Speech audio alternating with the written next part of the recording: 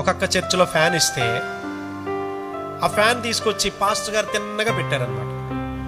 చక్కగా పాస్టర్ గారు ఫ్యాన్ వేసుకొని వాక్యం చెప్తా ఉన్నాడట. ఈలోపు ఆ అక్క లోపలికి ఎంటర్ అయింది. ఎంటర్ అయ్యేసరికి ఫ్యాన్ తిరుగుతూ ఉంది.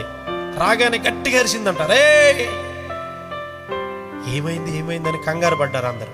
ఫ్యాన్ ఆపు అని చెప్పిందంట. ఎందుకు ఫ్యాన్ ఆపమంటుందని కంగారు అందరూ ఫ్యాన్ ఆపేశారు.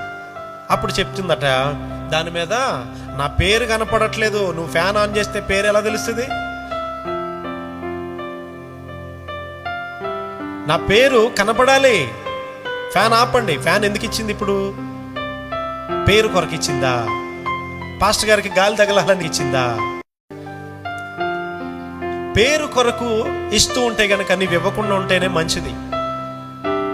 నీకేదో ఘనత రావాలని నువ్వు చేస్తూ ఉంటే గనక చేయకుండా ఉండడమే మంచిది.